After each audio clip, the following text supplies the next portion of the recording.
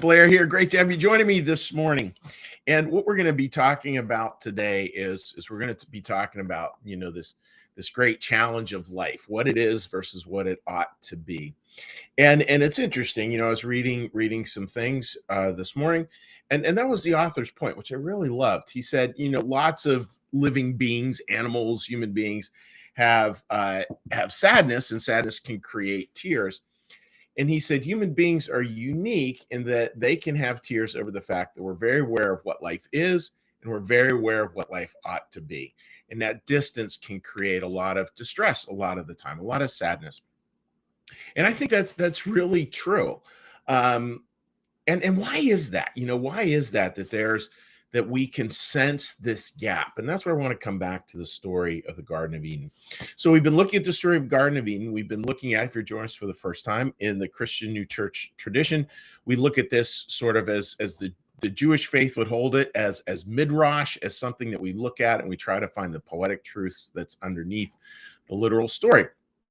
And part of the story we're looking at today is where it has the line, like, the Lord planted a garden east of Eden. So this, God is responsible for this Eden, this paradise that's planted.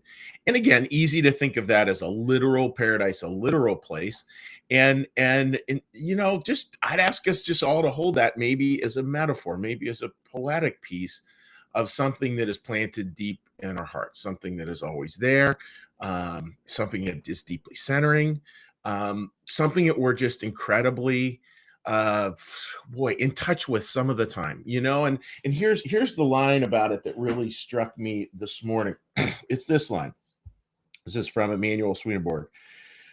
We were in fact created to be in heaven while at the same time living on earth. So that's what he's talking about. It's his way of holding this idea of this garden being planted. So that idea that we were created to live both in heaven and earth at the same time. Now, it doesn't mean, folks, when we're created to be heaven and earth at the same time, it doesn't mean that we're necessarily aware of that in a conscious way. It's not like all of a sudden I'm thinking, oh, that's heaven. What we do, though, is we do get a sense of that. I really do believe, that idea of heaven and earth. Heaven creates, I think in us, I would hope in all of us, and I imagine in all of us, this sense of what ought to be. It's this sense of our conscience. When our conscience is tweaking us, we're like, that's just not the way the world's supposed to be. Or a call, like we see something happen and we're like, oh, that's the way the world is supposed to be. That's the heaven kind of pull of everything. And then we have the earth, and the earth is not clearly, it's not everything we would always have it to be. It's certainly not for many of us. Maybe there's some people who experience that. I certainly don't. I imagine a lot of us don't. And there's a dissonance between those two, between heaven and earth, between what it is versus what life is versus what it ought to be. And I think that's because deep within us is this Garden of Eden, this heaven part. Now the trick here, folks, I think is to understand that, and to understand that actually means that if you're on your spiritual journey, fully expect to be heartbroken, and not only heartbroken, but to watch your heart break more and more, because that dissonance, which has always been there, I think that the spiritual people I know become increasingly aware of it as they grow older. And that might be good news, that might be bad news. I don't know where you are in that journey, but it's interesting news. We'll just put it that way. And there's a lot more joy with that heartbreak too, right?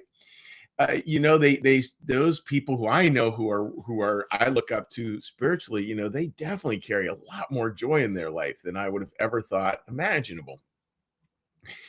So that's true. And how is it that we can move forward? Like, what's sort of a takeaway from this? Well, one thing, folks, I'd ask you to think about is that, does that dissonance create a shadow or does it create a light? Does that dissonance between what life is and what life ought to be, does it create a shadow or does it create a light? Because it's easy to see that distance and to allow a shadow to overcome us. Now, it's different from heartbreak, right? Heartbreak is something we value and we grieve it. That's compassion. That's a suffering that draws us closer to love, as one parishioner shared yesterday. But the darkness, the shadow, that's a very different thing. And do we allow the shadow to come over us, or do we allow a light to start to grow within us? And that's where we want to be paying some attention. How are we going to allow that light in us to really grow? That light that's coming out of that place, that Garden of Eden that God has planted within us, that deep inmost. How do we do that? Well, there's a great question for you. And so today, think about that. Remembering, yeah, there is always going to be a distance between what life is and what it ought to be. And we can grieve that distance. Matter of fact, I think we're supposed to grieve that distance.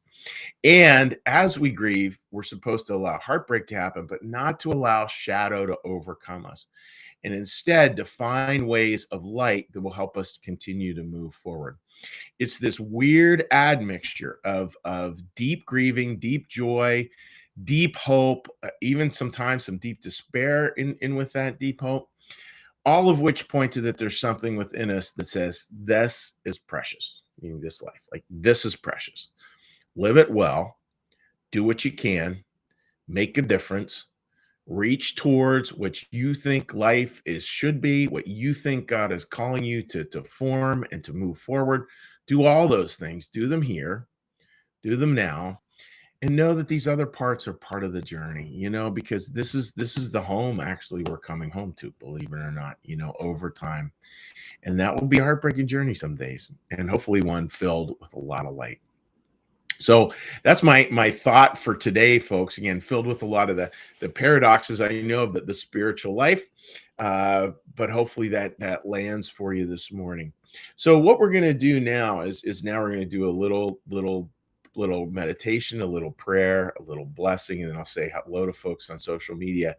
And one quick public service announcement. Tonight we are launching a brand new program, and that program is just a very simple meet with the pastor. And what it is, it's 7:30 tonight. If that interests you, shoot me a note.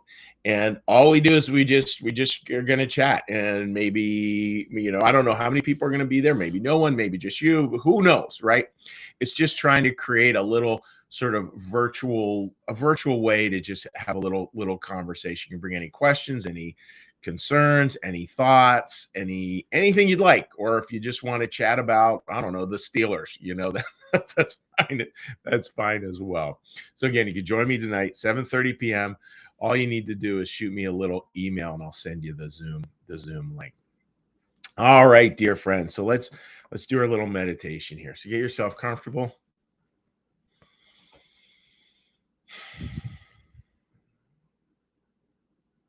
And listen to the bell until it stops ringing.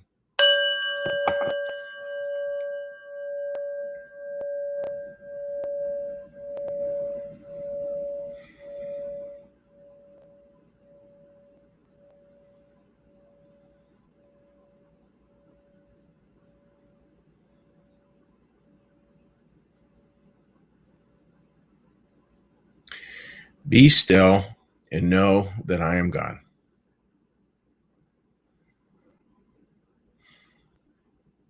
Be still and know that I am.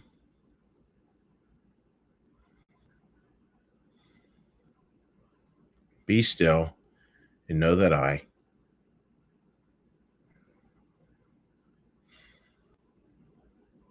Be still and know that.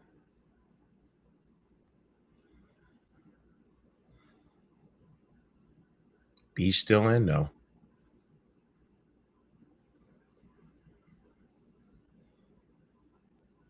Be still and.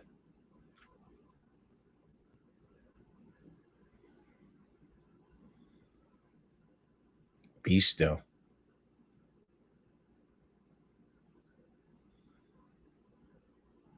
Be.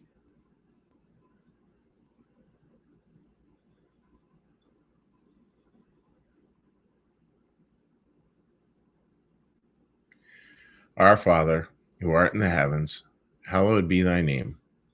Thy kingdom come, thy will be done, as in heaven, so upon the earth. Give us this day our daily bread, and forgive us our debts, as we also forgive our debtors. And lead us not into temptation, but deliver us from evil. For thine is the kingdom, and the power, and the glory forever. Amen. May the Lord bless you and keep you. May the Lord make his face to shine upon you and be gracious unto you. May the Lord lift up his countenance upon you, bring you peace, and bring you home. Amen. All right, dear friends. So let's take a look at our little social media responses here. And again, I hope all of you are having a wonderful, wonderful day. And oops, picking on the wrong one there. Oops, picking on the wrong one again. All right, just give me a second here, friends. All right, there we go. And again, please join me tonight. I think that's going to be could be kind of fun. We'll see how it goes. Good to be trying something a little new and a little different. All right, turn the volume down here. All right, let's see what we have here this morning. Teresa from out in Pittsburgh. Good morning to you, my dear friend. Patricia, love that heart. Great to see you joining us here today as well. Martha, good morning to you, my friend. Kim writes, good morning, Calmers. Amen to that. Deneen writes, I think we all struggle with the shadow. Sadly, I see too many stay in the shadow. We need to keep this in the forefront, Truck. Many need help with this. It's so true, right? And one of the things, Deneen, I've been struck with, it's just like a sermon in a box. And if for those of you who've heard me preach, I preach about it a lot. The idea that darkness is the absence of light. Darkness and shadow is the absence of light. And any amount of light starts to conquer that darkness. Deneen's daughter, I did their wedding, and we lit a candle in a dark cathedral. And boy, that is a powerful example of it. We could be living in the shadow, but just even one light starts to dispel that. And we got to fight against it. I think that's really true. And there will be days where it will just seem too difficult. God is holding us, remember. Absolutely, Mary. And I think there are days that will just feel like heartbreak, and they will just, and we just sit with the heartbreak. And can we even maybe, and it may not happen right at that moment, probably doesn't happen at the moment. Can we even see in that heartbreak, there are these little pieces of good news within that heartbreak? Because you have to have a heart for your heart to be broken. You have to have a deep love to feel pain, to feel sadness, which is kind of an interesting one. Marcus, and good morning to you, my friend.